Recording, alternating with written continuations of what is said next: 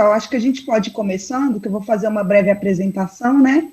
Então, queria desejar boa tarde a todos e todas, agradecer a presença de sempre dos colegas aí da UFOB e de outras instituições do Brasil inteiro que participam das nossas conferências semanais. E hoje, a Universidade Federal do Oeste da Bahia, por meio da Pró-Reitoria de Graduação, fomenta o debate sobre os desafios da docência e da educação superior em tempos de crise. A conferência de hoje tem como tema mediação de crianças e adolescentes na internet no período de distanciamento social imposto pela Covid-19. Hoje temos como convidadas duas professoras, a Joseilda Sampaio de Souza, carinhosamente chamada de Suli, que tem graduação... Reconhecidamente. Que tem graduação em Pedagogia, mestrado e doutorado em Educação pela UFBA, e atualmente é coordenadora do curso de licenciatura em Pedagogia EAD no Centro Universitário Jorge Amado, Unijorge, e atua principalmente na área da educação, comunicação e tecnologia nos seguintes temas: inclusão digital, cultura digital, formação de professores, culturas infantis e TIC, brincar e tecnologias digitais móveis, educação à distância e mudo. Temos também a professora Thelma Brito Rocha, que possui licenciatura em Pedagogia, mestrado e doutorado em Educação, também pela UFBA, que é professora de Didática da Faculdade de Educação da UFBA, tendo também atuado no IFBA como docente. Suas áreas de interesse são didática, formação de professores, violência nas escolas, ódio em redes sociais, bullying, cyberbullying, educação, comunicação e tecnologia. Então, mais uma vez, eu queria agradecer imensamente a presença dessas duas professoras queridas que estão aqui com a gente. E eu vou passar primeiramente a palavra para a professora Suli, porque ela tem alguns compromissos, mas aí a gente pode começar com ela nossa conversa. Muito obrigada mais uma vez. Passo a palavra para a professora. Então, boa tarde, pessoal. Eu agradeço o convite nesse momento que a gente está vivendo no país, né? Falar e a gente poder se encontrar com os nossos pares, acho que dá um alívio para a nossa alma nesse momento. Né? Agradeço o convite do Clívio, que foi o primeiro que entrou em contato comigo. Há vários dias eu já queria falar de outros temas. E hoje a gente vai falar de um tema que, para mim, é muito gostoso de falar, que é a relação das crianças, sobretudo a relação das crianças com as tecnologias. Então, a proposta é falar sobre a mediação de crianças e adolescentes na internet, nesse período de distanciamento, e para falar sobre isso, eu vou trazer para vocês, eu não pretendo trazer respostas sobre essa mediação, eu pretendo trazer elementos para que a gente possa pensar, e a partir das minhas pesquisas, sobretudo a minha pesquisa de doutorado, em que eu estudei crianças, a relação de crianças com as tecnologias digitais móveis, ou seja, estudei o brincar em tempos de tecnologias digitais móveis, e estudei crianças pequenas, crianças de 4 e 5 anos. Então, para a gente poder falar dessa relação, desse processo de mediação, né, das crianças com a internet, a gente precisa falar do contexto que a gente vive na sociedade contemporânea, que é o contexto da cultura digital. Então, o que a gente percebe é que, nesse cenário da cultura digital, está muito presente a tendência da mobilidade. E a tendência da mobilidade é a presença que a gente percebe a presença dos smartphones e tablets nos lares brasileiros. E o que a gente nota é que, à medida que essas tecnologias digitais elas chegam nos lares por meio dos adultos, porque os adultos eles compram com finalidade de uso próprio, não com finalidade para a criança, de uma forma direta, a criança também passa a ter uma convivência estreita com esses dispositivos. Para a gente ter uma ideia dessa tendência, quando a gente vai verificar as pesquisas que são desenvolvidas, por exemplo, a TIC Kids, que é uma pesquisa desenvolvida anualmente pelo Comitê Gestor da Internet, ela mostra a proporção de usuários da internet na faixa etária de 9 a 17 anos que acessam a rede por meio do celular, somente por meio do celular, em que 93% desse público tem acessado por meio do celular, que equivale a aproximadamente 22,7 milhões de crianças. Mas observem que eles trazem dados de crianças de 9 a 17 anos. E as crianças menores? Então, isso aponta que esse número é maior do que a gente tem visto, porque as crianças menores também estão integradas nesse contexto. E para a gente falar dessa relação das crianças enquanto cultura, enquanto elas estão vivenciando uma cultura, eu trago a discussão entendendo a cultura com uma dimensão simbólica, e aí eu dialogo muito com a Clarice Cunha e com Goethe, quando eles colocam a cultura enquanto interpretação de significados, enquanto teias de significados. E aí, a partir disso, a gente entende que nessas teias de significados, a cultura digital, ela se constitui a partir de uma dinâmica que está presente tanto no online quanto no offline. Ela é potencializada no online, mas ela existe também no offline. À medida de que o que estrutura esse processo da cultura digital são os processos de digitalização.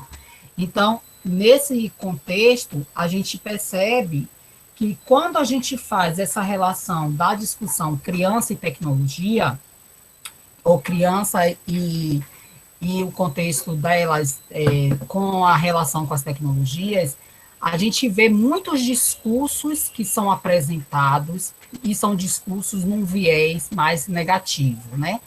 Por quê? São discursos que são fundamentados, discursos feitos por diversos profissionais, sejam pedagogos, sejam psicólogos, sejam pessoas que estão trabalhando na área da educação ou não, e que trazem a ideia de que, por exemplo, a infância está desaparecendo, que as tecnologias têm influenciado o abandono das tradicionais práticas lúdicas, que as tecnologias têm potencializado a solidão, a abdicação de contratos sociais.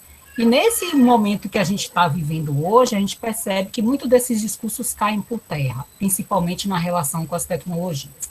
Mas esses discursos, eles partem de um parâmetro que é o uso excessivo das tecnologias. E aí, mas para a gente pensar essa relação, a gente precisa também compreender uma categoria, que é uma categoria sócio-histórica, que é a infância, né? A gente precisa compreender que a infância, ela é uma categoria estrutural da sociedade, ela é uma invenção, eu sempre digo, né, os autores com os quais eu dialogo dizem que sempre houve criança, mas a concepção de infância é uma concepção que ela vem, é uma invenção e uma concepção que vem no final do século XVIII e chega no seu auge no século XIX, e essa é uma categoria que, quando a gente pensa em vários elementos associados às esferas sociais, elas são lidas como não competentes o suficiente para acessar determinadas esferas sociais. E aí, nessa discussão, eu aponto para que a gente pense não em uma infância, não um modelo único. Por isso que eu digo que a gente não pode pensar em respostas para mediação, porque não existe um modelo único de infância. Nós trabalhamos com a perspectiva da infância na pluralidade, né? E pensando nisso, a gente pensa na função social da infância, nas diferentes instâncias de socialização e nas vivências e nas partilhas que elas estão envolvidas no seu contexto social. E a gente pensar, e nesse contexto, a gente tem que pensar que nós vivemos articulados como seres em grupo, né? Nós vivemos articulados em redes de sociabilidades. E sempre damos um jeito para estar em conexão com o outro. Seja a conexão física, de estar com o outro fisicamente, presencialmente, seja a conexão digital. E no contexto que a gente vive hoje na atualidade, nós estamos cada dia mais buscando estar conectados. Porque, querendo sim, querendo não, embora isso não seja dado a todos, a gente conhece e a gente sabe o problema de conexão do nosso país, a gente conhece o problema da inclusão digital do nosso país, mas a gente tem buscado viver em um mundo eminentemente conectado. E nessa relação, a gente precisa pensar que a criança, seja para ela vai buscar essa conexão eminentemente a criança pequena, ela vai buscar estar nessa relação com as tecnologias para acessar os seus espaços lúdicos, para brincar, né? E aí, seja para brincar, ou seja para interação com os outros familiares, de qualquer forma, como ela é vista no contexto de que para ela acessar determinadas categorias sociais, ela precisa da mediação, o acesso às cenas sociais mais amplas, elas precisam ser mediados também. Muito por conta de uma falta de autonomia que é inerente a essa categoria etária. E essa falta de autonomia, ela está ligada a vários elementos do seu contexto social. Então, por exemplo, uma criança pequena não tem autonomia total para acessar, para ir para a escola sozinha, para estar na casa dos colegas sozinho, para estar no parque do condomínio sozinho. Então, ela vai precisar de um mediador nesses espaços sociais. E aí a gente precisa pensar que o acesso à internet também é um espaço social. E essa mediação, ela precisa existir. Então, a gente sempre faz essa relação, né, do online e do offline para a gente entender esse contexto da criança.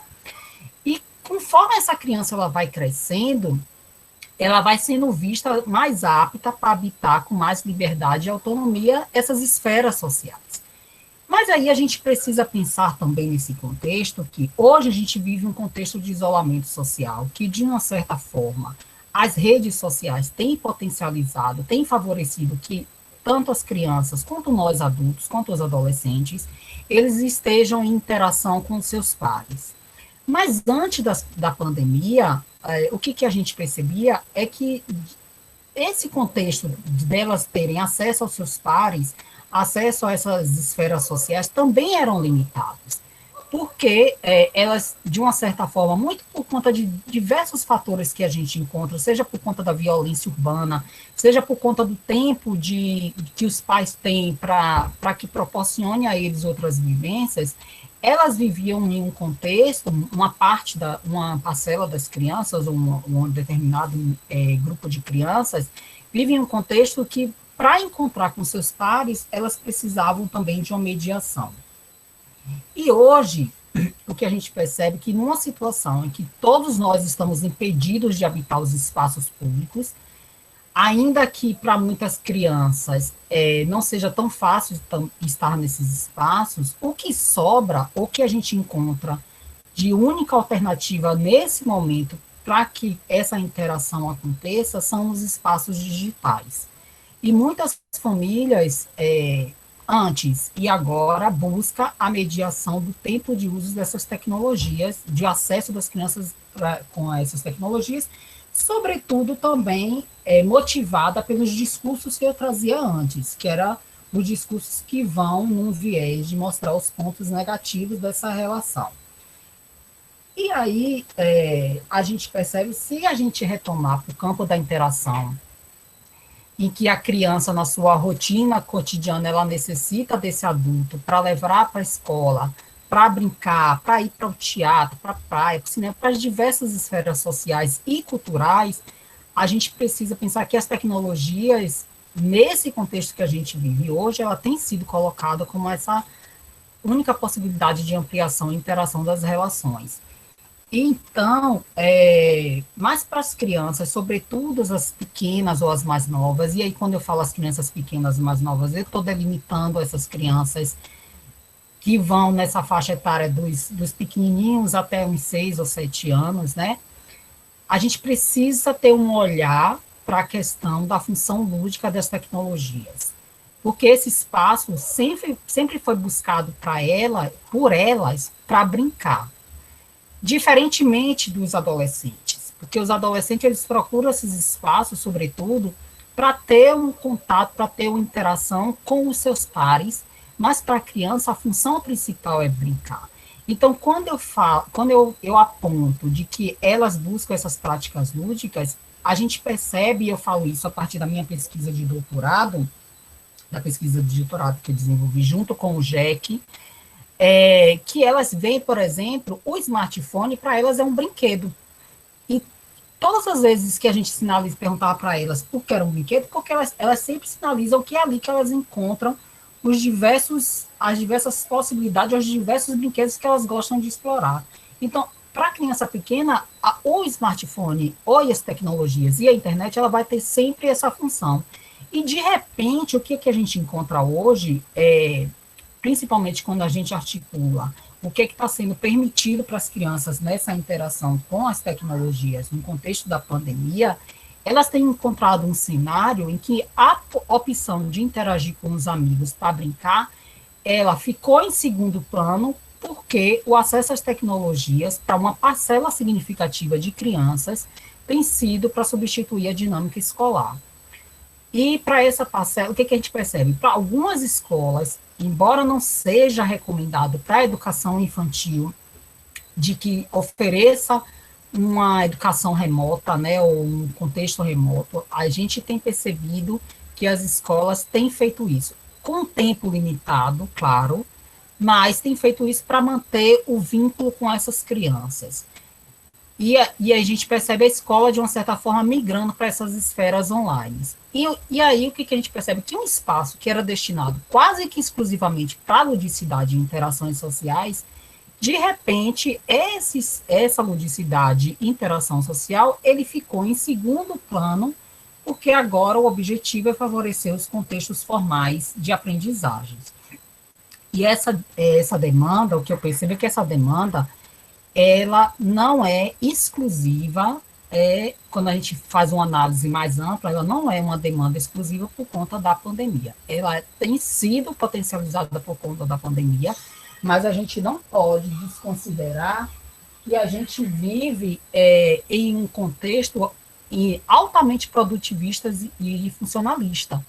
Mesmo quando existia uma permissividade dos pais ou dos responsáveis para que as crianças acessassem esses ambientes online, a gente percebia uma busca desses pais na mediação dessa relação e uma preferência em indicar para as crianças explorar os jogos ditos educativos. Então, a compreensão que se tem é que a criança ela só pode acessar esses ambientes de alguma forma se isso pudesse ajudar nas suas aprendizagens formais, ou seja, as outras atividades que é do interesse delas, que vem trazer também um processo de desenvolvimento social e cognitivo para a criança, que está muito ligado com as práticas lúdicas, muitas das vezes ela é vista como perda de tempo. E isso a gente tem que ponderar que essa relação ela acontece na família e acontece na escola. E por quê? Porque na escola, quando a gente percebe o uso dessas tecnologias, em muitos casos, elas são exclusivamente para o contexto pedagógico, muito pouco explorado para o contexto da ludicidade e do lúdico. Então, o que nós percebemos é que a criança, nesse contexto que a gente vive hoje, nessa relação com as tecnologias, elas têm sido impulsionadas para deixar o seu tempo de brincar para, entre aspas, estudar, e quando termina o tempo de estudo, existe um apelo para que a criança desconecte, pensando em tudo aquilo que traz as orientações da Sociedade Brasileira de Pediatria, que traz as orientações com relação ao tempo excessivo de uso e acesso às telas. E aí eu sempre faço o questionamento. E depois, o que essa criança tem feito? O que as famílias têm proporcionado para que essas crianças brinquem? Porque, assim, o que a gente pensa? Antes, num contexto que a gente tinha da nossa rotina, né, que eu nem digo um contexto de normalidade, porque não existia normalidade, na nossa rotina, antes muitas famílias já não tinham tempo para proporcionar atividades lúdicas ou para brincar com os seus pequenos. E eu faço essa afirmação a partir também da minha pesquisa de doutorado, em que o tempo de brincadeira que os pais tinham com as crianças, na maioria das vezes, e aí é decorrente da sua rotina diária, né? Na maioria das vezes era ou quando chegavam do trabalho à noite ou nos finais de semana. E agora que a gente vive no home office, como eu disse no começo, conversando com os meninos, mais office do que home, tendo que atender todas as demandas que a gente tem feito, todas as demandas domésticas, qual o tempo que está sendo destinado para que a gente possa mediar e vivenciar esse lúdico junto com a criança? Então, são questões que eu trago para a gente pensar, porque o que nós temos visto é que as famílias, elas também, se a gente for analisar esse processo, olhando para a atuação das famílias, as famílias também está sendo requerido a elas outras demandas que não eram só as demandas que ela tinha antes.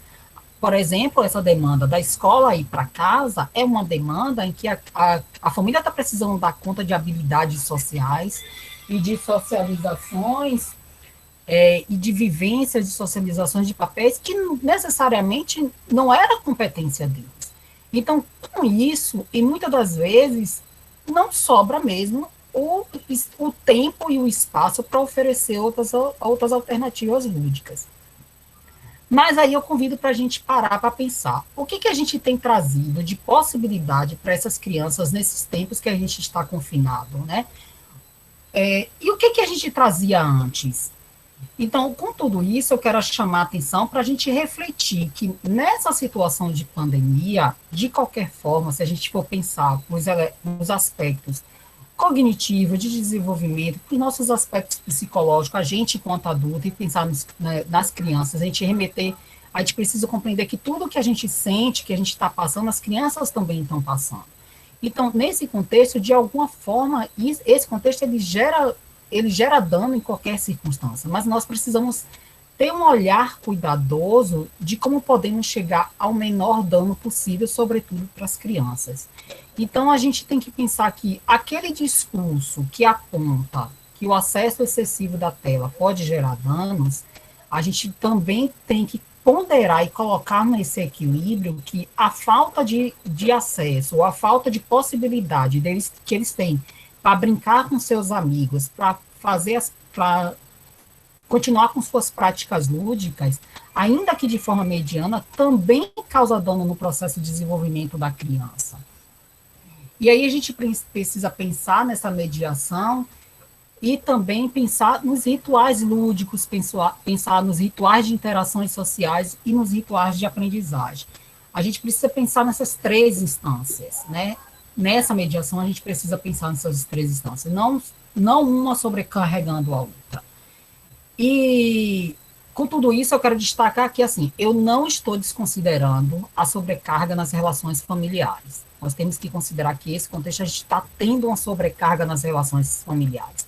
Porque toda uma rotina que era dada para a gente adulta e que era dada para a criança, nesse momento, ela foi destituída. Então, aquele momento que a criança não tinha mais contato com a família, mas tinha contato com outras pessoas, isso está tudo sobrecarregado na família. E tudo isso tem exigido outras mediações, e temos que considerar também que as famílias também estão tendo que aprender a lidar com tudo isso.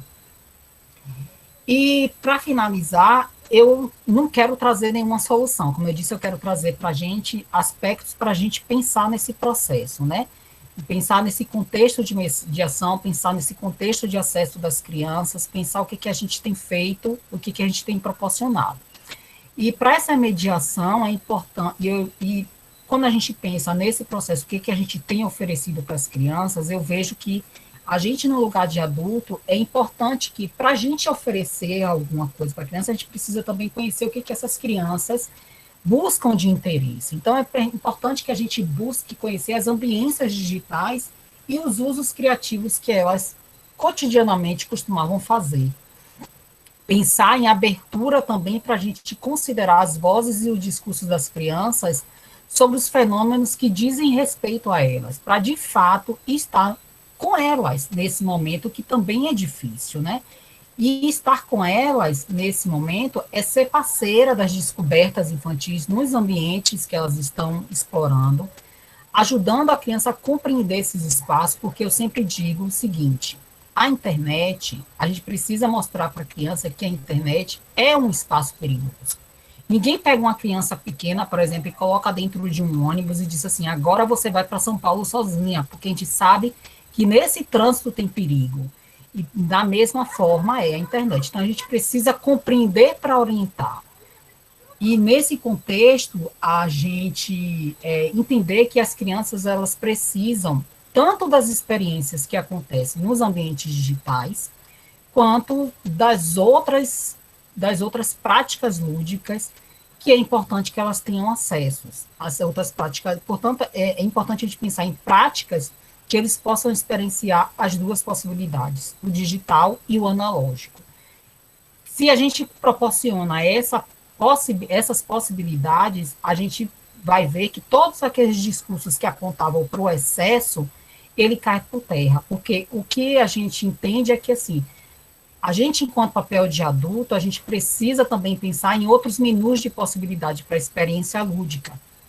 Porque quando a gente para a gente olhar os nossos usos, muitas das vezes, se a gente for considerar a questão do tempo de acesso, muitas das vezes nós adultos perdemos a noção do tempo que a gente está exposto a essas telas. Mas aí a gente não pode, quando a gente reporta isso para o contexto da criança, se a gente não oferece para ela outras possibilidades, outros menus de possibilidade lúdica, o que elas vão buscar e que vão ficar presas é somente aquilo que, de fato, nesse momento, tem feito, é o atrativo delas. E por que eu trago tudo isso? Para que a gente entenda que as brincadeiras com os ambientes digitais, elas não substituem as brincadeiras tradicionais. E sim, elas são experiências que são correlacionadas no contexto da cultura lúdica. E nessa mediação, a gente precisa considerar esse contexto, e eu defendo que, independente do meio que a criança desenvolve a brincadeira, seja no digital, ou seja no analógico, seja na internet, seja no online, seja no offline, o que a garante a propagação da cultura é o próprio ato do brincar.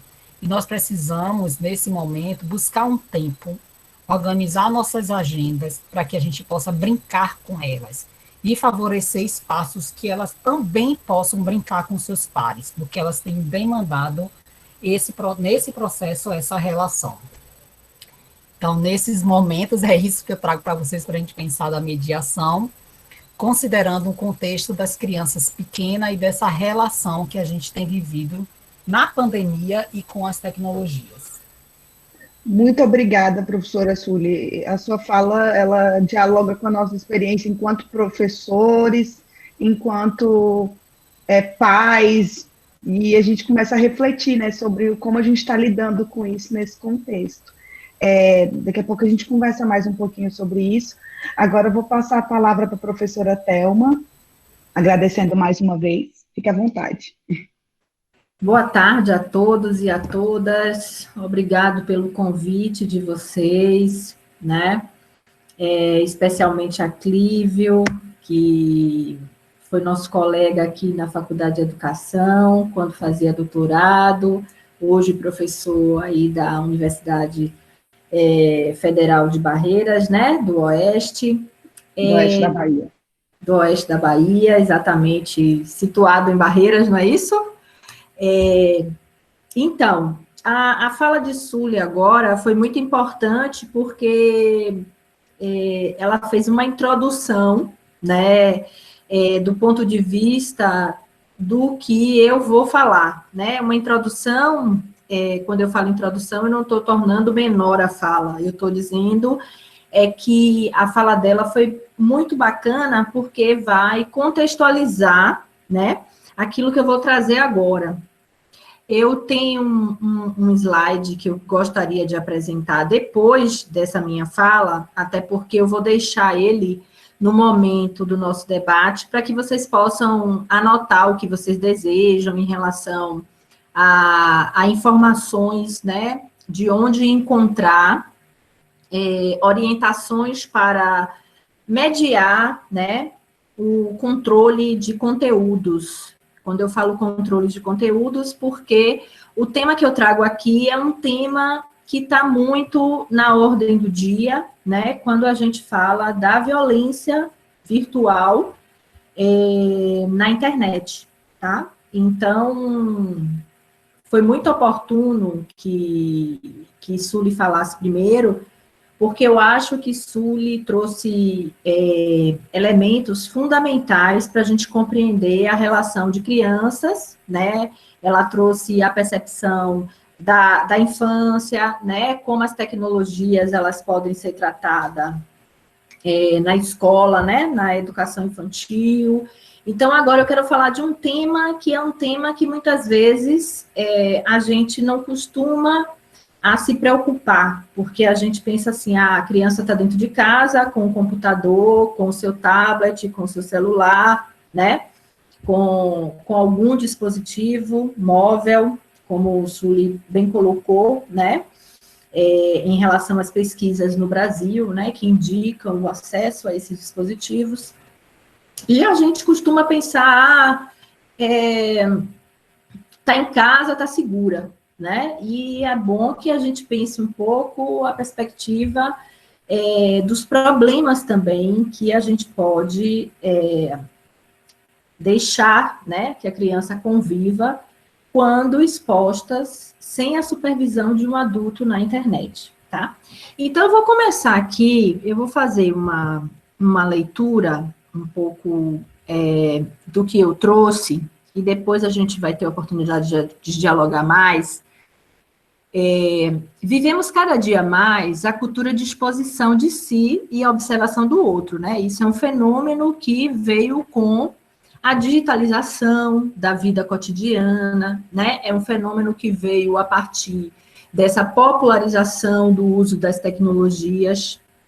As características das sociedades do século XIX e XX, né, marcada pela solidão de seu lar e de seu quarto privado, a gente passa para o século XXI, né, não mais assinalada pela privacidade dessas subjetividades, né, da modernidade, voltadas para dentro de si, né, mas agora elas estão para fora, né, acompanhadas pelos olhares alheios em um mundo marcado pelos estímulos visuais que estão na televisão e na internet. Assim, as novas gerações, ou não, porque isso não é um fenômeno que está... a digitalização da vida não é um fenômeno restrito a crianças e adolescentes que têm até mais intimidade, né, com a cultura digital, conforme Sully colocou aí, né, dessa imersão, dessa vivência. Mas ela também está entre os adultos, né? Então, essa digitalização da vida se mostra cada dia mais presente na rede internet, né? As pessoas sentem necessidade de tornar pública a sua intimidade, de mostrar ao mundo como estão vivendo, né, o tempo todo, e demonstra como é incompreensível, muitas vezes, a fronteira da privacidade. A gente esquece, às vezes, a gente tem perfis de crianças, por exemplo, que as famílias e os responsáveis, elas colocam identificações que dizem aonde a criança estuda, porque tira foto com uma farda, tira momentos de fotografia, fotografa momentos da escola. Então, ou seja, essa fronteira da privacidade, daquilo que você deve cuidar de informações e de segurança, por exemplo, de crianças em rede, né? Às vezes essa fronteira é muito incompreensível para muitas pessoas, tá? Então, no atual momento em que a gente vive a pandemia, né, e que essa necessidade do distanciamento social é vamos dizer assim, uma medida importante, né, para a gente prevenir o Covid-19, as crianças e adolescentes estão cada vez mais em casa, né? Então, elas ficarão conectadas na internet.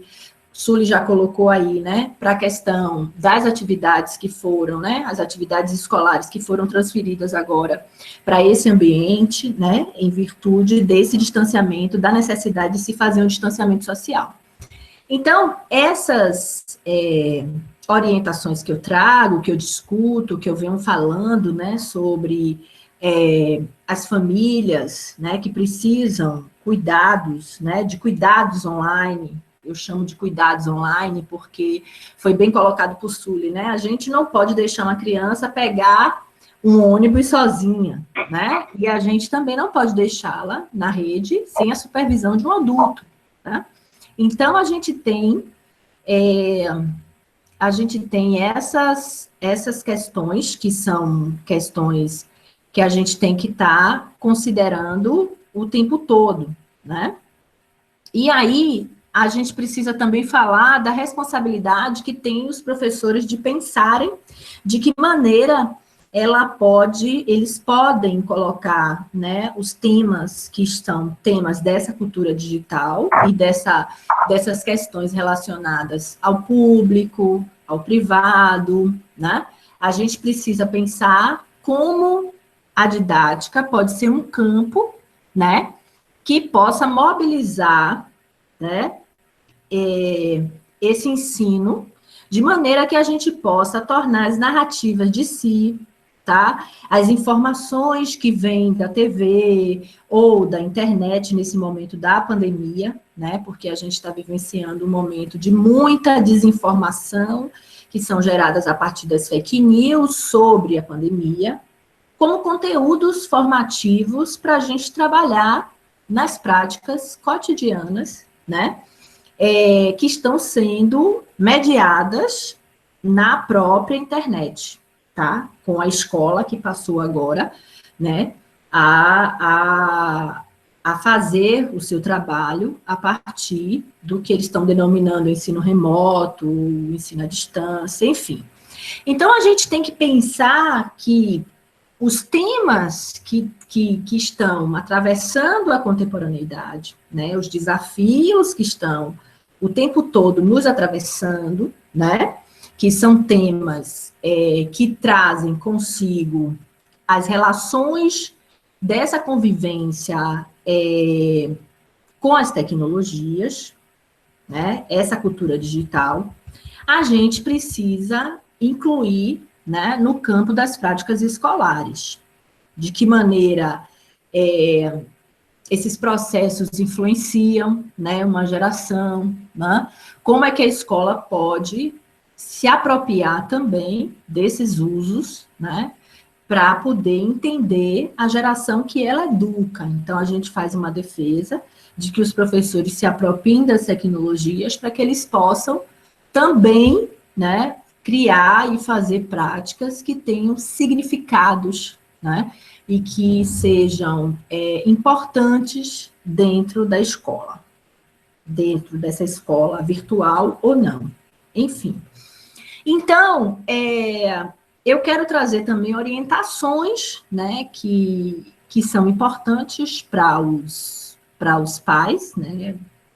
Por quê? Porque a gente observa que deixar a criança, muitas vezes, com tablet, com jogos online, né, é uma forma também da gente dividir, vamos dizer assim, o tempo do cuidado nesse exato momento. O Sully colocou bem aí, das famílias que estão imersas em seus home offices, né, e quando se tem 1, 2, 3 filhos em casa, né, em idades menores de 10 anos, é muito complicado, né, essa imersão, né, do trabalho e do cuidado, né, e para a mulher e para os pais, de maneira geral, isso se torna desafiador nesse momento em que a gente sabe que a gente não tem com quem dividir essa atividade do educar fora do espaço da casa, né, porque as famílias dividem com a escola,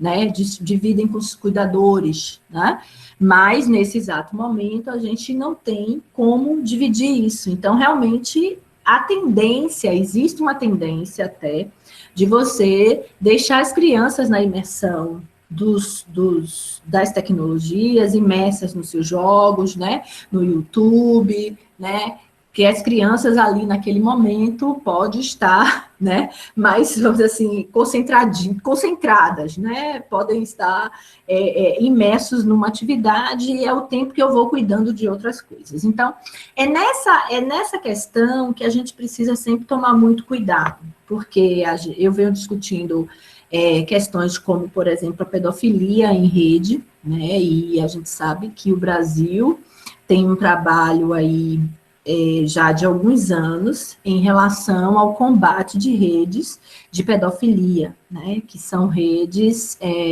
internacionais, né. Então, é muito importante que a gente, ao criar, por exemplo, um perfil no Instagram, as famílias deixem ali claro, né, que existe uma supervisão, né, perfil sobre a supervisão, sobre supervisão dos pais e tal. Ou seja, saber, por exemplo, com quem os seus filhos conversam no privado, né, no Message, né, no inbox. Então, isso é um elemento importante. Por quê? Porque essas redes, elas montam estratégias, muitas vezes, de chegar à criança, às vezes, como uma criança, sabe? Com uma foto que é de um personagem que está muito no universo daquela criança, né? Então, os discursos iniciais, né, de aproximação, muitas vezes são discursos que estão no cotidiano dessas crianças, tá? Então, é importante que as famílias estejam atentas, né? Atentas a esses movimentos que ocorrem dentro do espaço, porque o assédio, né? Os crimes de ódio também, né? Como racismo, homofobia, e aí é muito interessante que as crianças criem uma relação de confiança com os pais, né? E aí os pais não utilizar muito daqueles métodos que muitas vezes não orientam e muitas vezes acabam por quebrar essa relação, né? Por exemplo, eu tomo o celular, deixo a dia sem o celular. Então, eu não sou muito adepta dessas, vamos dizer assim, dessas formas de educar. Eu acho que a relação de confiança, estabelecer contratos mesmo, vamos dizer assim, a gente não fala dos contratos pedagógicos na escola, dos combinados pedagógicos na escola, a gente também tem que estabelecer esses combinados dentro de casa, né? Os pais, né, em orientação dos seus pequenos, devem fazer, combinar, né?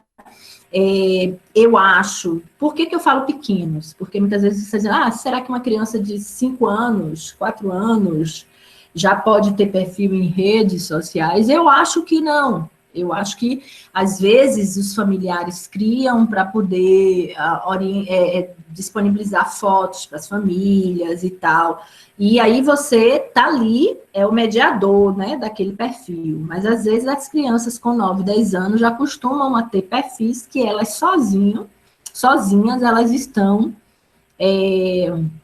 alimentando esses perfis. Então, é muito, muito importante que a gente possa orientá-las nesse sentido, criar uma confiança mesmo, de conversa e de diálogo, e conversar abertamente com as crianças de maneira clara, que aquele é um espaço que também precisa de cuidados, tá? Por quê? Porque a gente tem cuidados, né? A gente tem cuidados quando a criança está numa área pública, a gente tem cuidado quando leva no parque, né? A gente tem cuidado na escola, né? Os ambientes de socialização, a gente sempre tem os cuidados. Então, a gente precisa também ter cuidados online, né?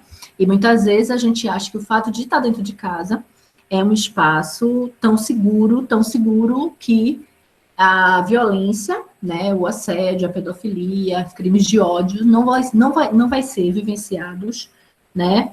O cyberbullying, por exemplo, que é um outro fenômeno muito muito importante da gente falar também aqui, depois a gente pode, nas perguntas também, se vocês quiserem saber mais sobre o tema, a gente pode conversar. Mas eu quero também dizer que eu vou deixar disponível aqui as dicas para vocês mediarem conteúdo online, tá? Que pode ser por meio do próprio YouTube, do próprio Facebook, do próprio Instagram, dos próprios jogos. Eles têm os próprios aplicativos, por exemplo, ou softwares sociais, eles deixam ali, né, as orientações de suporte que você pode mediar o que a criança pode ver e o que a criança não pode ver. Então, em relação aos adolescentes, a gente sempre diz que a conversa, a orientação, a conscientização dos perigos, né, é muito importante, Porque a gente precisa falar sobre conteúdos, né, em casa, de respeito à diversidade, né? A gente precisa falar de homofobia, a gente precisa falar de racismo, né? Que são temas muito recorrentes em redes sociais, né? Inclusive nesse momento que a gente está numa imensa polarização política, a gente tem vivenciado muito isso, né? Onde o argumento, eu quero argumentar, eu quero que o meu argumento seja mais importante que o seu, então eu tento eliminar o outro, de alguma forma ofendê-lo, né? De alguma forma criar algum constrangimento, né? Para que eu possa, com a minha palavra, né? Exercer uma relação de poder, de superioridade ali, por exemplo, né? Então, é muito importante que a gente consiga hoje orientar, né? A conscientização é muito importante. Eu não concordo com algumas estratégias do tipo, por exemplo, eu vou entrar, vou roubar a senha de um filho para ver o que é que ele conversa na internet. Não, eu acho que isso é uma invasão de privacidade, né, com os adolescentes. Então, a gente tem que respeitar essa privacidade, a gente tem que criar um clima de confiança para que isso não ocorra, tá?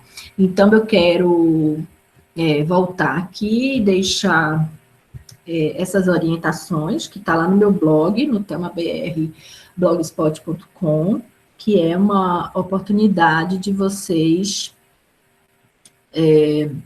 observarem mais como vocês podem compartilhar, né? Tá aqui, Thelma BR, não sei se vocês conseguem visualizar aí, né? Então, estamos visualizando, sim.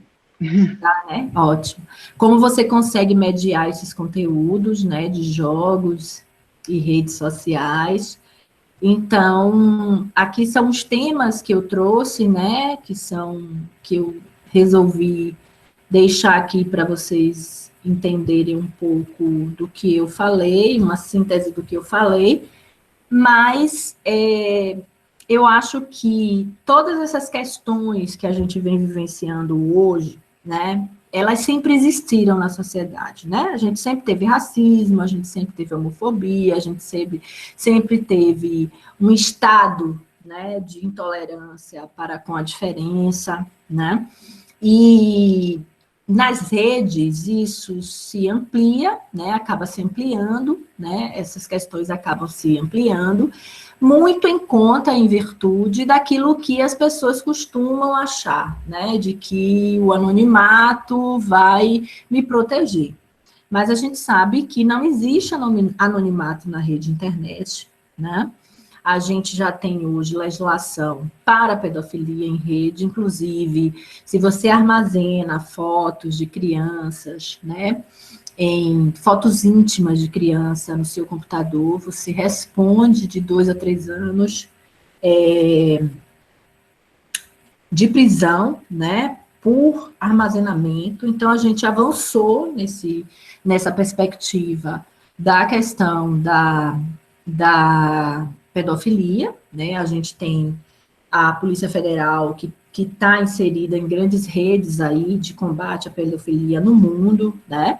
Então, a gente conseguiu avançar um pouco mais para combater o crime, né, propriamente dito. De vez em quando vocês veem no jornal quadrilhas de pedófilos serem presos, né, pelo país, mas você ainda tem uma questão muito presente e atual, que são as chamadas fake news, né, que são as notícias falsas, fabricadas, que, na verdade, fake news é um nome, né, que não representa em si o dano que isso causa, né?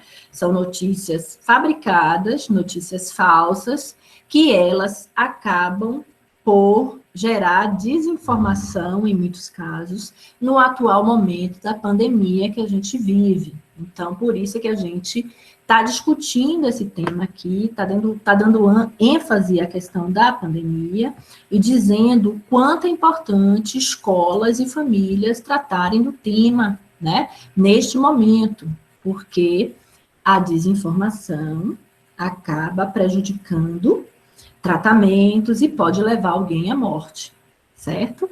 Então, nesse exato momento, é importante refletir sobre essas questões. Eu quero finalizar aqui e deixar agora o tempo para que a gente possa fazer o debate, porque eu acho que isso é muito interessante, né?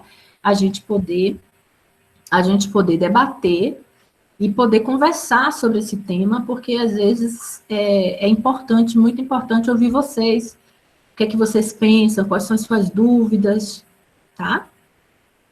Então é isso. Muito obrigada, professora. Então, pessoal, a gente já está aí, a gente tem aberto aí a lista de inscrições. Antes, eu queria fazer uma colocação bem rapidinha, Clívio, que eu achei bem interessante.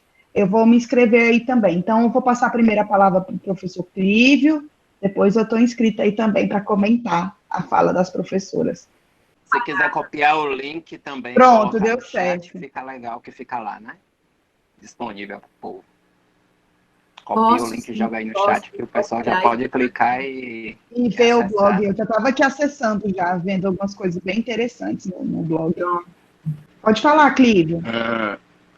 Eu queria agradecer já a Thelma e a Sully pelo aceite, por estar aqui conosco hoje, conversando, né? Agradeço pelas suas palavras, foram muito bacanas e colocaram a gente, pelo menos a minha aqui, a pensar em muitas coisas.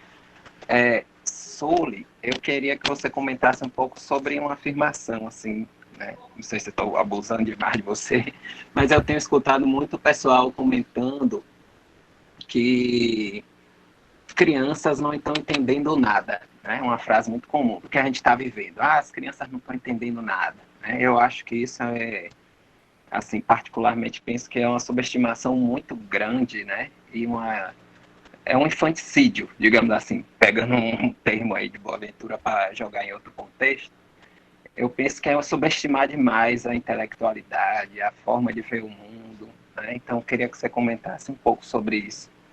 Eu, particularmente, tenho pensado assim, queria saber o que é que você pensa, já que você pesquisou isso tão mais detidamente com crianças, né? E Thelma, eu queria saber, né? Você até tocou aí bem no assunto, acho que crianças elas não estão absolutamente protegidas dentro de casa, porque as conexões, a rede também traz, né, diversos perigos e questões, o bullying, por exemplo, se virtualiza, ganha outros contornos, inclusive, muito mais difamatórios, né, às vezes. Eu me lembrei de uma série que eu vi, que é a 13 Reasons Why, que está disponível aí nos streams, né, que é 13 motivos, né, 13 razões, né, que a adolescente vai falando sobre o seu suicídio. E isso me levou também a pensar, por outro lado, que a gente também está vendo a virtualização da educação, né? Assistindo esse processo, muitas escolas estão domiciliarizando, né, as atividades de ensino. Isso tem já levado a uma sobrecarga, tem levado a necessidade das crianças estarem mais presentes, né? Então, queria que você comentasse um pouco o que é que você pensa sobre isso, o que é que você pensa sobre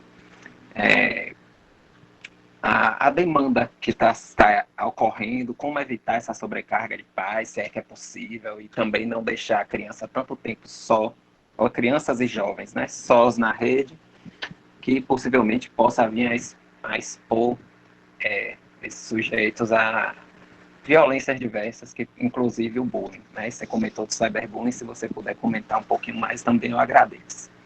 Obrigado. Deixa eu começar. Pessoal, assim, eu não falei no começo, mas deixa eu falar. A Mayara falou que eu vou precisar sair antes, eu vou ficar com vocês até o mais tardar, assim, 17h25, porque 17h30 eu tenho que entrar, não é uma outra live, mas é outra reunião online. Então, eu saio daqui, vou para outra, aí tem que testar todas essas coisas para ver se está tudo funcionando. Então, até umas 17h25 aqui eu fico com vocês, viu? Só para deixar sinalizado que eu não deixei no começo. Então, Clívio, para te responder essa coisa de quando você traz crianças não estão entendendo nada. A gente precisa, a discussão, eu parto muito das minhas discussões, dialogo muito com a sociologia da infância, que ela vem trazendo toda uma discussão de construção de cultura e de construção de infância e das culturas infantis. E um dos pontos que a sociologia da infância aponta é garantir a voz da criança.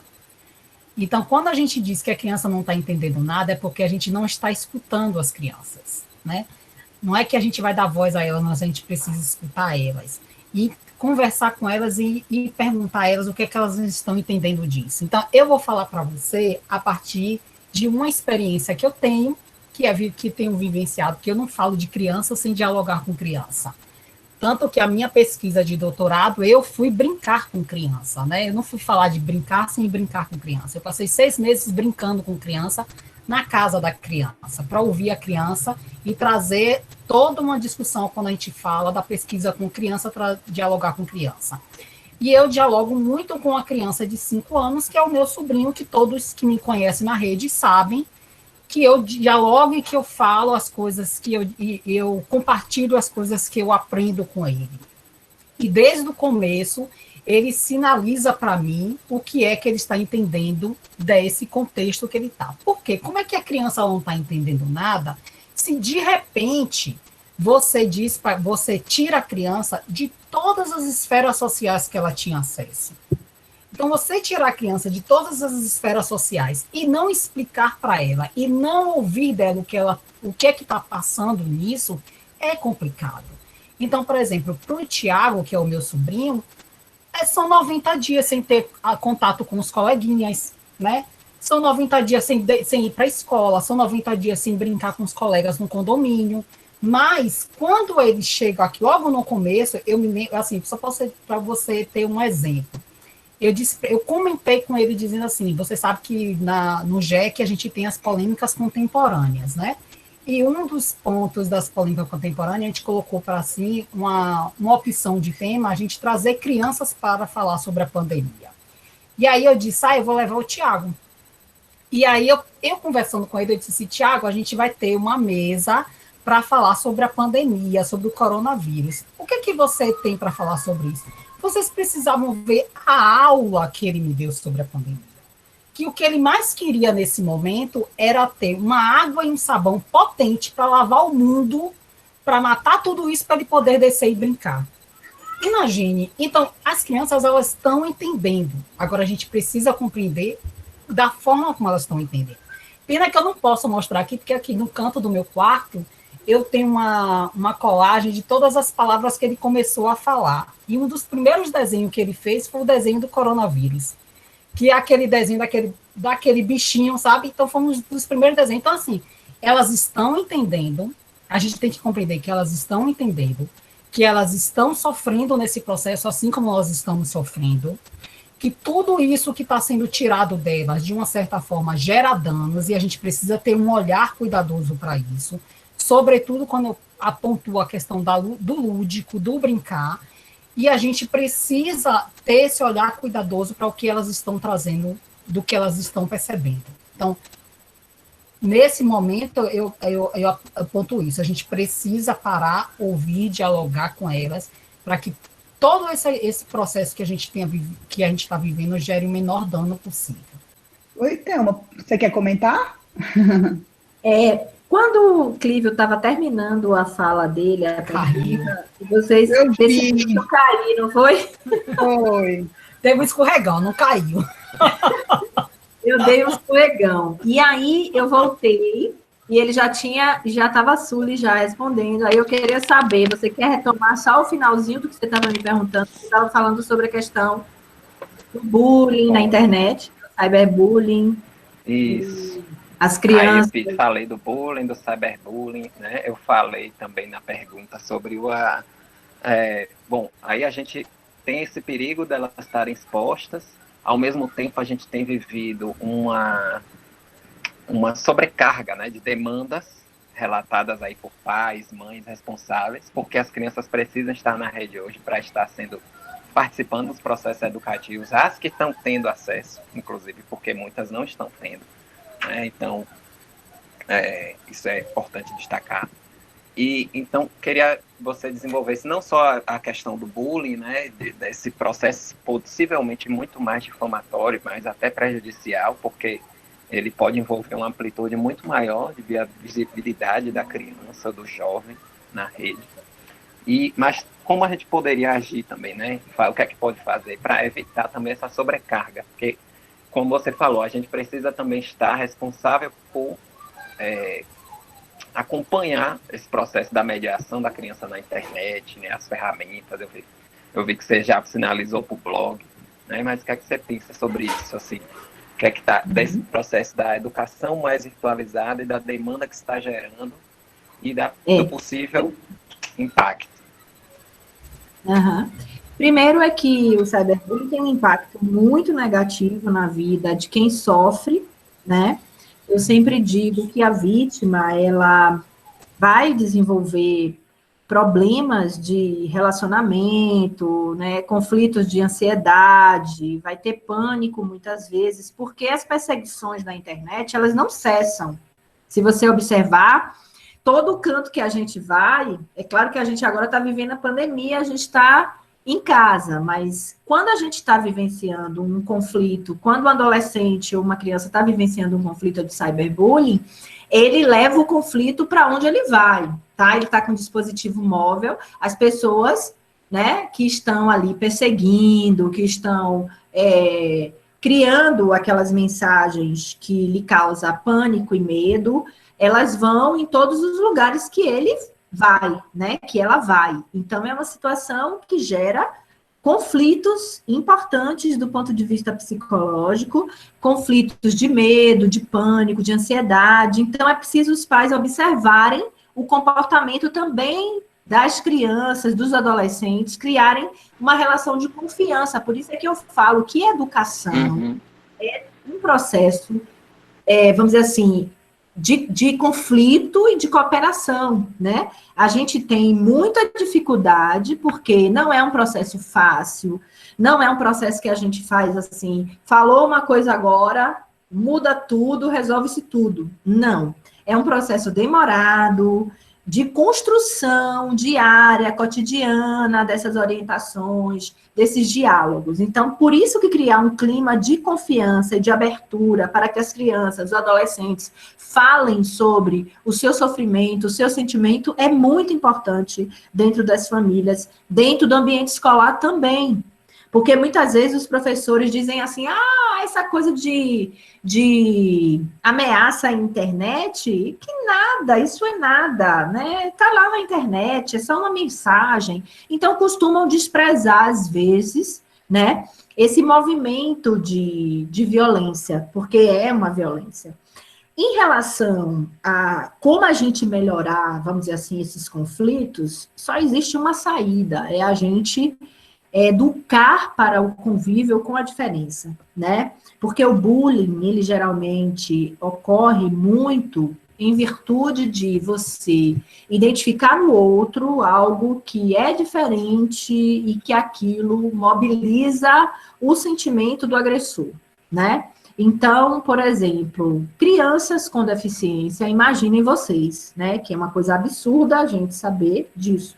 Mas crianças com deficiência sofrem muito bullying na escola, né?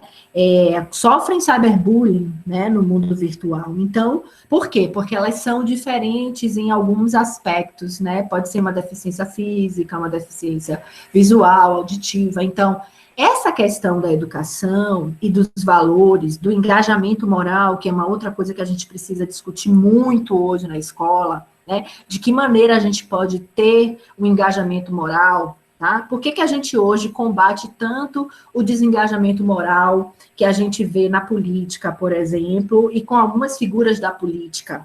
Por que a gente? Porque a gente entende que as pessoas acabam aprendendo determinados comportamentos, né? De xingar, de diminuir povos, né, de ter preconceito a determinados grupos sociais, né, a determinados povos. Então, quando a gente pensa que a gente quer conviver numa sociedade que a violência não seja a forma e a linguagem, né, de convívio, né, que não seja a forma de socialização, a gente tem que falar em engajamento moral. E quando a gente fala em engajamento moral, a gente vai ter que falar de respeito à diversidade, compreende? Então, a gente vai ter que falar de educação, né? A gente vai ter que falar sobre gênero na escola, a gente vai ter que falar sobre diversidade na escola, tá? Então, essas questões todas precisam estar dentro do projeto político-pedagógico, né? E precisam ser práticas cotidianas dos docentes, seja ele no momento de pandemia ou não. Eu acho que deu para contextualizar um pouco, talvez, se você quiser, eu ainda posso, se não respondeu, eu posso voltar à questão. Muito bom. Eu vou passar aqui agora para algumas falas. Se as pessoas quiserem falar também, gente, abrir o microfone e falar, não precisa ficar acanhado, né? Eu estou vendo que tem perguntas aí. Estou vendo aqui, pois é. Aqui está a Rosane Galante, que é coordenadora de uma escola aqui, né? Minha colega. Ela escreve assim: às vezes pensamos que os adolescentes não precisam de orientações, mas pela minha atual experiência, vejo que é extremamente necessário orientá-los quanto aos perigos da exposição excessiva na internet. Ela fala isso. Vou passar também para uma fala da Carla Cristina, que ela fala assim: boa tarde a todos e todas. Quero relatar minha experiência com meu filho de 2 anos e 11 meses, diagnosticado com TDAH. As opções digitais não funcionam de forma nenhuma com ele. Ele ficava muito nervoso, não conseguia assistir nem 10 minutos, e depois ficava muito triste. Tive de tirar completamente. Depois disso, começaram a mandar vídeos especiais com historinhas, que praticamente serviram para deixá-lo viciado. Não achei outra palavra, mas ele começou a pedir mais o celular para mim. Tirei completamente a intermediação digital e faço atividades artísticas com ele, muita atividade física, e explico a situação sempre. Vou colocar aqui mais uma fala também, da Lavínia. Um equívoco que percebo é conversar com adolescentes, falar com eles numa posição de superioridade, ou de adulto maduro e experiente. Menosprezar a experiência deles é uma grande barreira para o diálogo. Por isso, apesar de tanta informação, eles não estão realmente informados. E aí, a Carla continua, vou só dialogar com o que ela já tinha falado lá em cima. Também quero reforçar a fala de Súlia, ao dizer que eles entendem bem o contexto. Meu filho de 2 anos diz: mamãe, a escola pode abrir, porque é só pôr máscara. Infelizmente, meu bebê acordou e precisarei atendê-lo agora. Boa tarde a todos. E a Rosane sugere um filme, Escritores da Liberdade para trabalhar com adolescentes. Faremos um trabalho na escola em que ela trabalha, com adolescentes, inclusive criando o diário da pandemia. E agora eu queria passar para vocês, se vocês quiserem comentar alguma coisa, a Suli, a Thelma, vou passar primeiro para a Suli. Tá, deixa eu só fazer um comentário com relação à fala da Carla. A gente, assim, eu sempre aponto que a gente, nesse contexto de que a gente precisa ouvir as crianças, a gente tem que compreender também que nem tudo que serve para uma criança vai servir para todas, né? Por isso que a gente trabalha com o contexto das infâncias, né? Esses diferentes contextos que elas estão imersas. Aí, quando ela traz que ele ficava muito nervoso e que não conseguia assistir nem 10 minutos e teve que tirar, e depois começaram a mandar vídeos, eu fiquei assim me questionando. Quem é que começou a mandar vídeo? Foi a escola? Porque, assim, o que eu tenho visto? Tanto no contexto de criança, quanto no contexto de adolescente, quanto no contexto de adultos, que é o contexto que hoje eu tenho acompanhado, sobretudo, os universitários. A gente, de uma hora para outra, principalmente quem tinha um contexto da educação presencial, de uma hora para outra nós migramos para a educação online, né? Alguns educação online, alguma educação à distância, alguns fazendo meia boca. Então, a gente tem que considerar isso. Só que uma coisa é a forma como a gente se relaciona, e Thelma sabe disso, e Clívio sabe disso, e Maiara sabe disso, é a forma como a gente prepara um contexto, prepara uma aula, planeja uma aula para um ambiente presencial. Outra forma completamente diferente é no ambiente online. E aí a gente tem que compreender quais são essas linguagens que a gente está oferecendo para a criança. Porque se a gente quer fazer uma transmissão, uma transferência, literalmente, do que a gente fazia no presencial, sem considerar todas as especificidades que existem no digital, a gente não vai conseguir, o que a gente vai conseguir fazer, que é que a criança fique irritada mesmo. E aí ela traz a experiência dela, e, por exemplo, eu trago a experiência, mais uma vez, do Tiago. Porque Tiago está tendo a educação remota na escola 1 hora e 40 minutos. E aí, o que eu percebo assim, não é possível, pelo pouco que eu acompanho, você não pode pensar que para uma criança pequena, que você vai começar, por exemplo, uma aula sem trabalhar com as questões lúdicas. Por que eles se interessam por por determinados vídeos?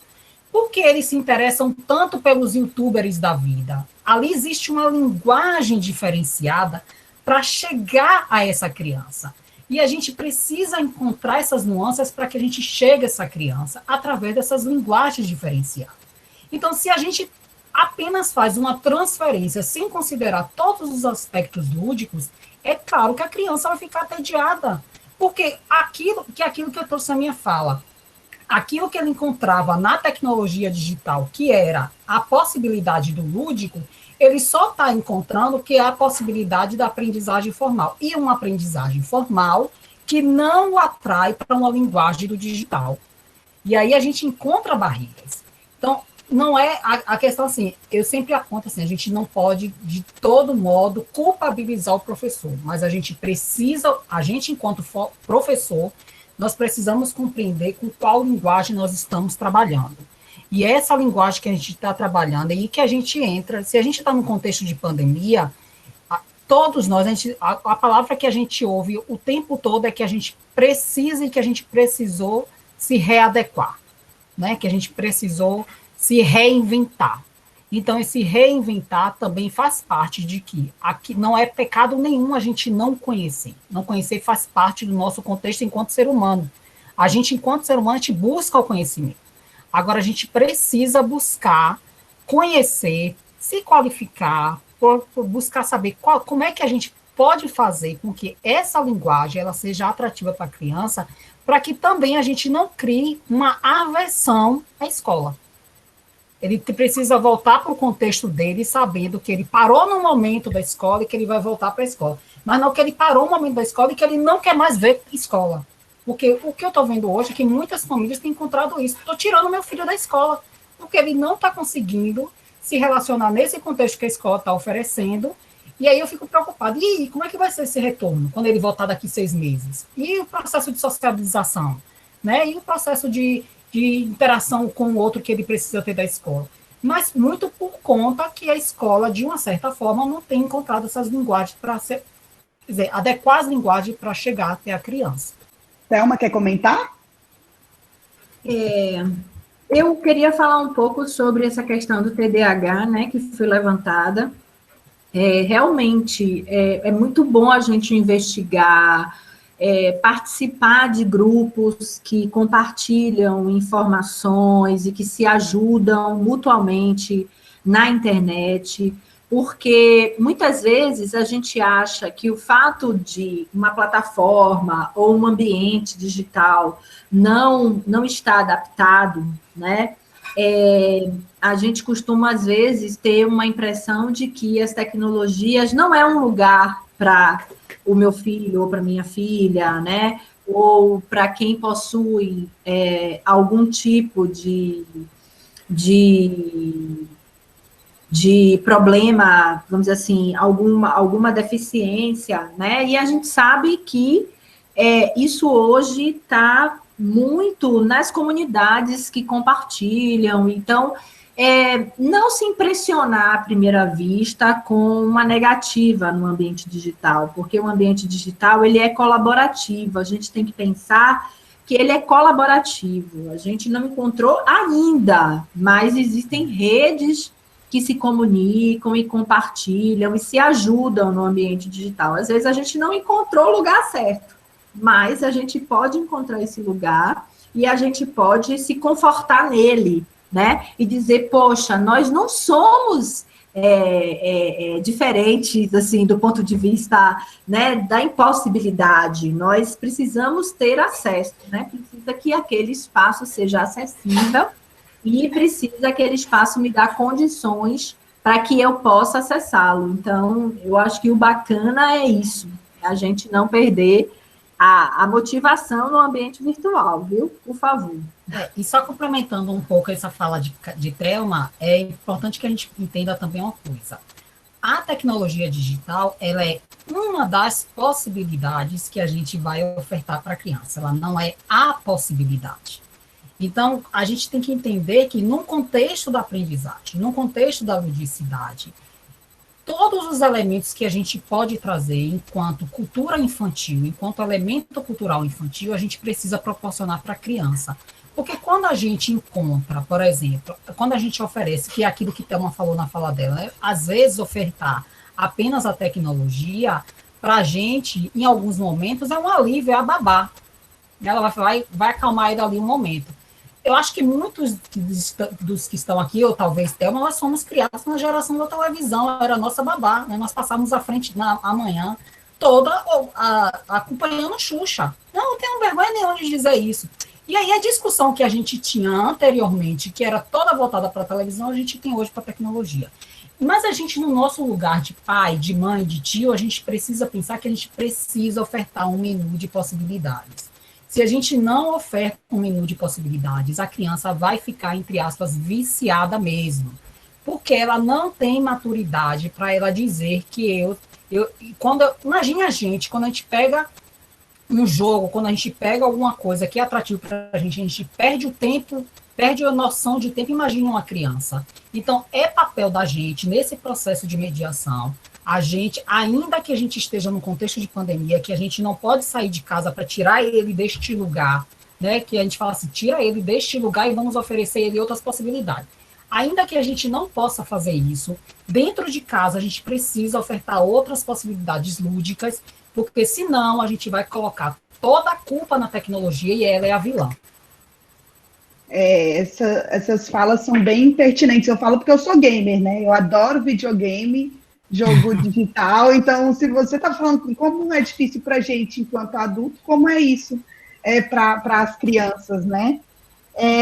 Eu estava fazendo umas reflexões, eu não sei como que vai estar a questão do tempo, mas eu lembrei de um caso que dialogou bem com o que a Thelma falou, que aconteceu na turma do meu sobrinho, que eles estão tendo essas aulas virtuais de educação física. E numa aula, um professor fez um movimento lá, e a aluna achou aquele movimento engraçado, deu um print na tela, e colocou na rede social dela, lá no WhatsApp, né, na imagem, né, olha o professor e tudo mais. E aí as mães no grupo, discutindo a situação, e falaram assim, meu filho nunca faria isso, né, meu filho nunca... Então, o que a gente sente é que falta, na verdade, uma deve estar cortando, eu estou vendo aqui a imagem está falhada, mas falta uma reflexão por parte dos pais, né, em relação ou em conjunto com a escola sobre a situação que está se passando, né, e não, assim, um julgamento, não há um entendimento de uma reflexão sobre esse espaço enquanto um espaço de aprendizagem. Eu fiquei pensando nisso. Por que não discutir isso eu queria que vocês comentassem. E a outra coisa também que eu fiquei pensando é sobre a fala da Thelma, que ela fala sobre também a questão da divulgação científica, do papel da divulgação científica e do trabalho. Queria que ela comentasse um pouquinho mais sobre isso com a gente. A divulgação científica, você se refere... Cortou um pouco sua fala. Cortou, né? Eu vi que as imagens ficaram... Eu não ouvi. Não, é que você falou sobre a importância do trabalho da divulgação científica, do combate à fake news e do papel da tecnologia, né, desse universo, nesse trabalho eu acho que em especial com os jovens, né, que estão tendo acesso a essas informações por meio dos grupos, por meio da mídia, enfim. Tá. Então, Sueli, que vai precisar sair, você quer falar alguma coisa, Sueli? Antes? Eu prefiro, esses dois temas eu acho que cabem para você. Tá, então eu vou falar.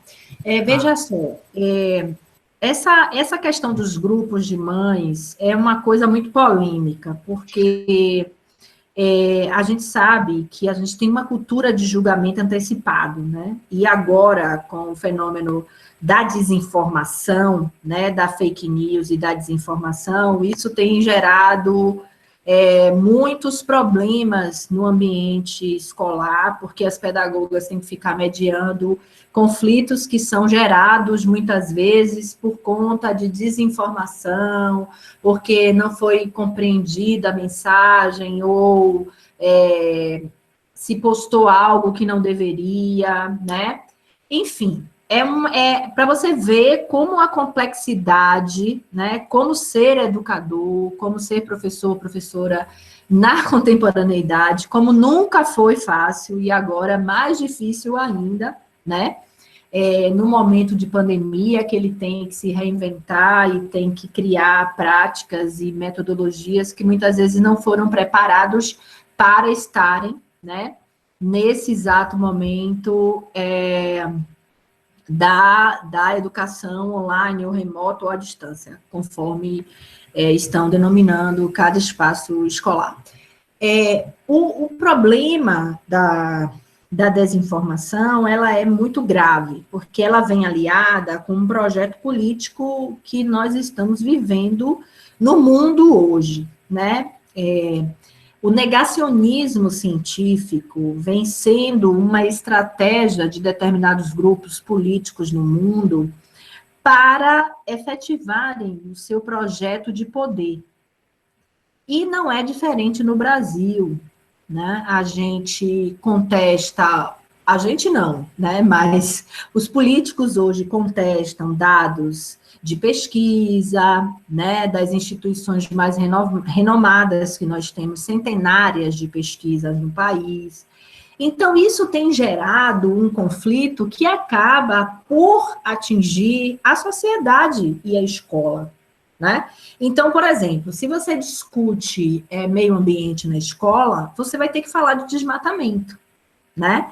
A gente vai ter que falar de clima.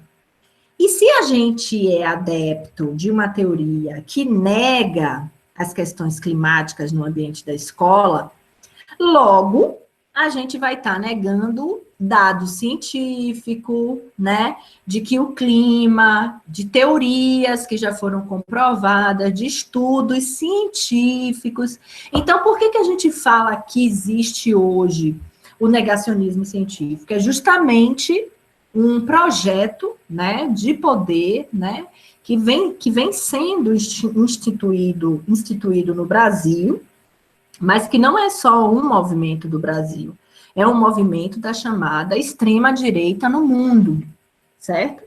Então, isso acaba criando e gerando conflitos na escola, né? A gente já tem vários conflitos que acontecem na internet, né? O professor não está podendo falar de determinados temas na escola, porque esses são temas que são logo colocados em rede, e as pessoas começam a julgar, porque meu posicionamento político é de negar o aquecimento global. Então, eu, logo, não vou poder assistir aula que fale de ciência e das questões climáticas, que são questões comprovadas cientificamente de pesquisas. Então, realmente a divulgação científica, que é um tema que a gente trabalha já na escola há décadas, não é da agora que a gente trabalha a divulgação científica, não é da agora que a gente trabalha com o jornalismo profissional, que a gente vem falando e dizendo a importância agora de valorizar o jornalismo profissional para evitar a desinformação, a fake news.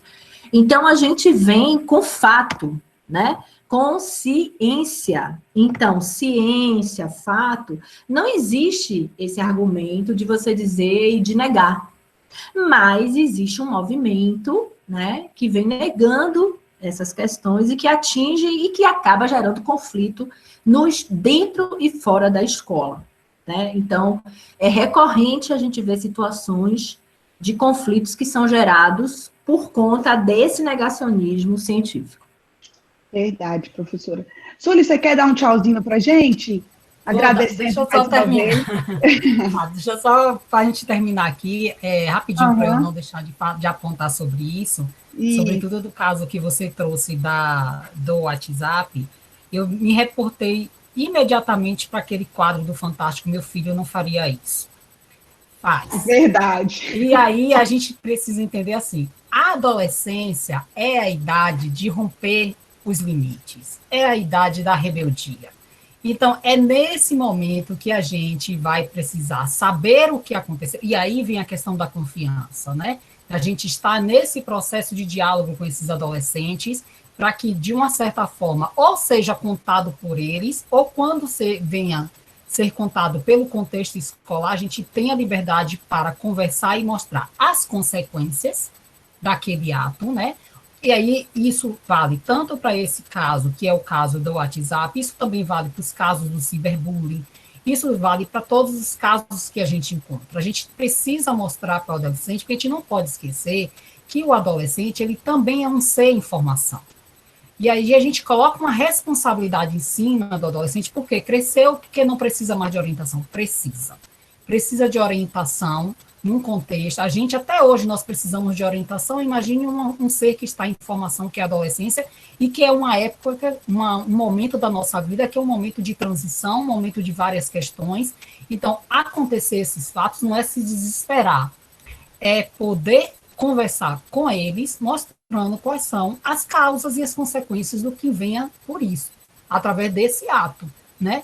E aí, nessa conversa, nesse diálogo, que eu entendo que a gente está formando cidadãos, que a gente está formando seres humanos. Então, formar para a humanidade é formar conversando com esses sujeitos. Então, eu vou encerrar aqui, eu estou com o meu coração partido, porque o papo está muito bom, eu queria ficar mais, mas o Office está me chamando para depois ir para o home. Beijão, fico à disposição, quando vocês quiserem outro papo, eu fico à disposição para a gente poder dialogar, certo? Muito Beijo, obrigada. Thelma, bom ter essa tarde contigo. Tchau, Suli, até mais. Tchau, tchau. Pessoal, vou ler mais alguns comentários aqui. A Raimunda fala o seguinte: tem uma filha de 16 anos com altas habilidades e TEA. Está sendo um desafio as aulas remotas. O celular é uma ferramenta adorável. Agora não suporta mais. O mais difícil é a exigência de interação dos grupos de WhatsApp por parte dos professores. É lamentável. A Carla ainda continua, dizendo que o filho dela, a professora é excelente, mas para criança de 2, 3 anos com TDAH, acredita que não funciona mesmo. Thelma traz aí o blog para gente. Infelizmente, a Carla teve que sair, o filhinho dela acordou. A Rosane comenta assim, né? Até porque na televisão não acontecia interação. Hoje a criança, adolescente, além de assistir, interage. Isso exige um cuidado, como já foi dito. E temos uma excelente oportunidade para uma formação com crianças e adolescentes sobre o uso consciente e responsável das redes sociais. A Lavínia fala dos games, que existem games extremamente educativos, sendo utilizados associados a algum conteúdo, é ainda um recurso viável. Ô, Lavínia, eu concordo plenamente. Sou defensora ferrenha dos jogos de tabuleiro, eu também. Mesmo dominó e baralho, existe uma possibilidade enorme de aprendizagem desses recursos, principalmente no ensino da matemática, até mesmo psicoemocional. E a gente está defendendo agora um ensino de valores também. Enfim, e a Milena fala aqui: sou mãe de uma criança que tem T21. O desenvolvimento pedagógico dele tem grande evolução, porque trabalha com diversos jogos de tabuleiro, cartas, estratégias que ajudam ele muito na compreensão da matemática, língua portuguesa e habilidades naturais.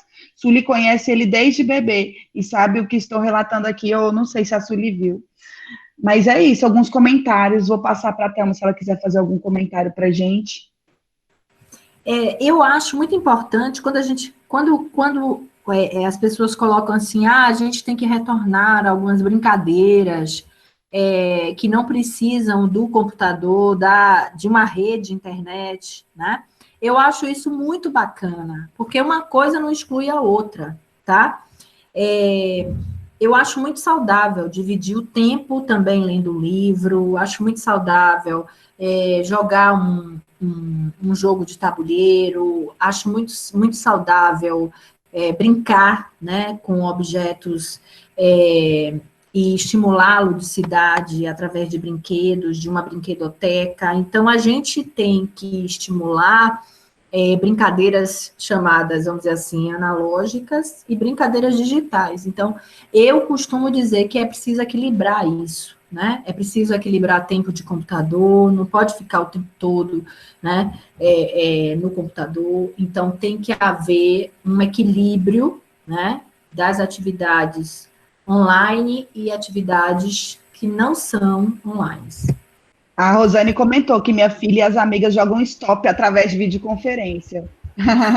Tá bem interessante, porque a filha dela e a minha filha são amigas, então elas brincam online, elas estão usando para brincarem, né, usando o recurso para mediar essa relação, mas estão brincando aqui.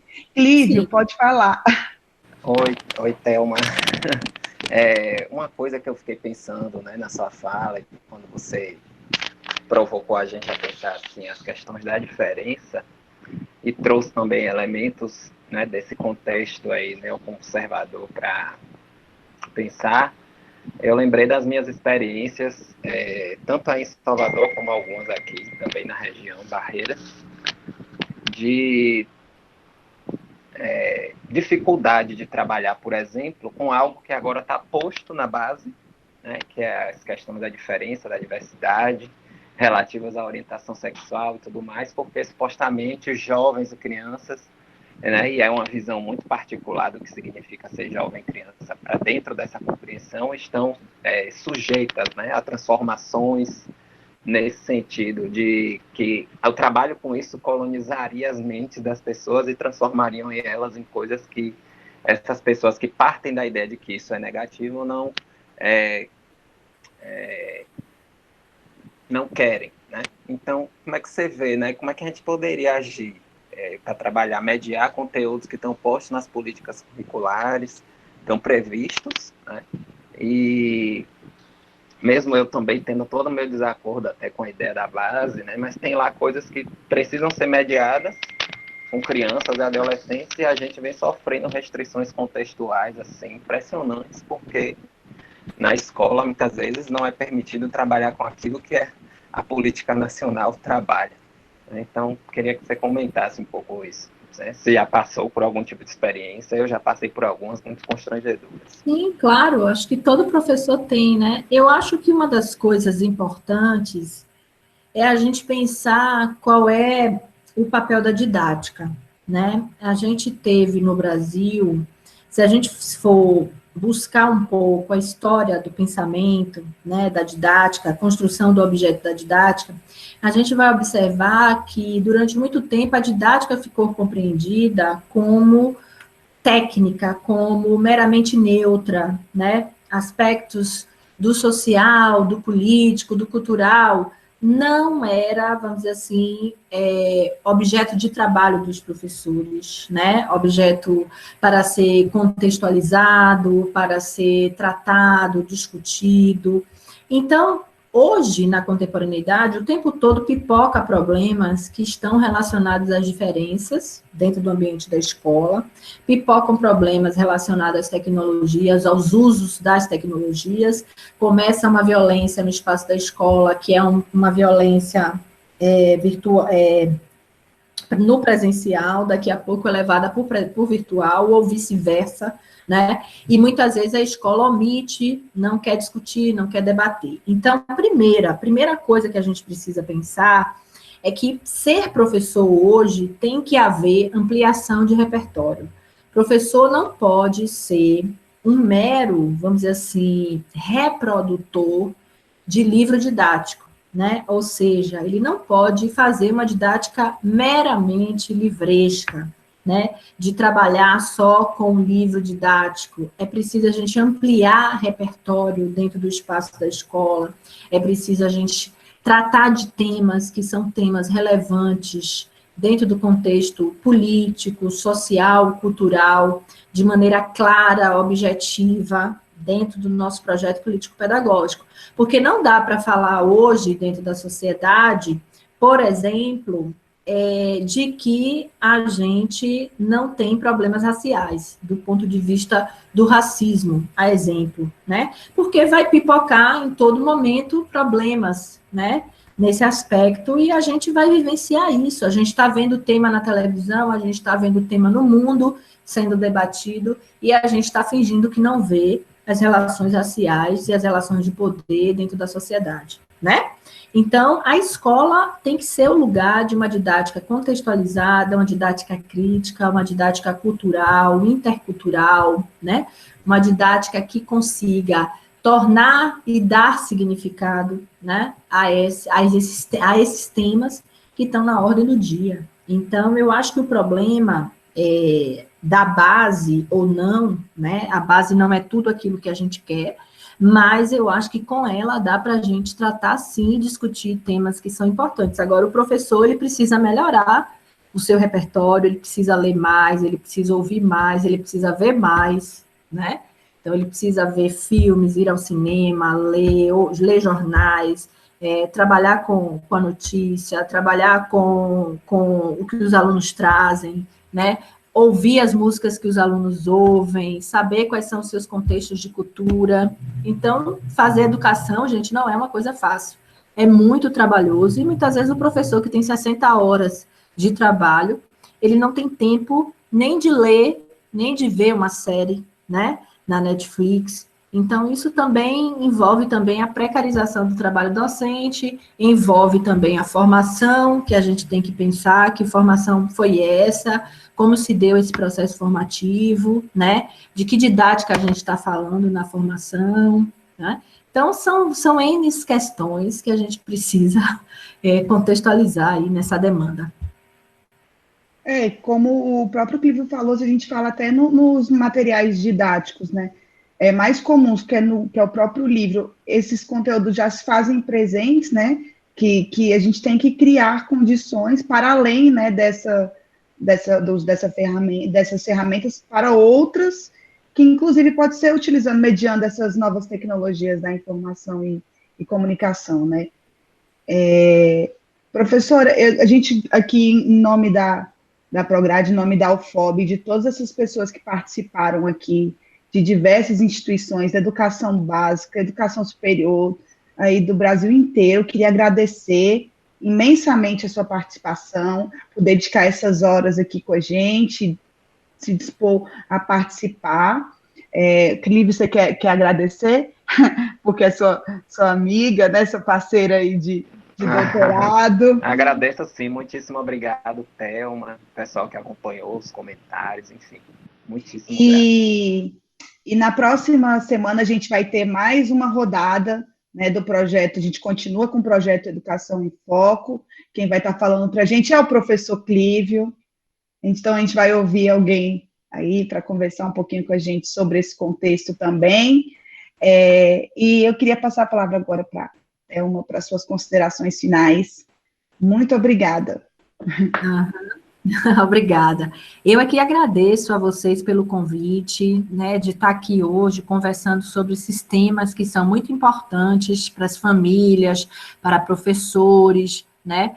De modo geral, a gente costuma não falar muito sobre isso na educação, né? Sobre a questão dos crimes virtuais, os cuidados online que a gente precisa ter com crianças, com adolescentes. Então, eu aqui agradeço de poder estar aqui compartilhando com vocês um pouquinho do que eu sei sobre esse tema, tá? E me coloco à disposição de vocês, tá? Quando precisarem, é só convidar que eu estarei com vocês falando, né, sobre o assunto. E agradecer também aos ouvintes, às alunas, né? Devem ter aí alunas, professoras da rede estadual, municipal, né? Aos alunos e alunas da Federal do Oeste, da Bahia. Então, eu quero agradecer a vocês também que ficaram esse tempinho aí ouvindo a gente, né? Muito obrigada. Então, tá bom, professora, muito obrigada a todos. Tem uma sugestão que alguém disse que gostaria de deixar. Opa, pode deixar uma sugestão? Colocou aqui o tema da linguagem dos professores nas aulas remotas, é muito interessante. Muito bom. Rosane, a gente vai mandar também um formulário de avaliação, e por esse formulário, quem se inscreveu, né, vai receber o certificado, e também você pode apresentar sugestões de temas futuros. Vai ficar aqui anotado para a equipe, Mas aí nesse formulário a gente pode estar fazendo a sugestão para temas futuros, para os nossos próximos encontros. Então, não esqueçam, né, lá a parte é por lá que a gente se inscreve. Agradeço mais uma vez a Thelma. Próxima terça estaremos aí de novo. E é isso, pessoal. Muito obrigada e até a próxima.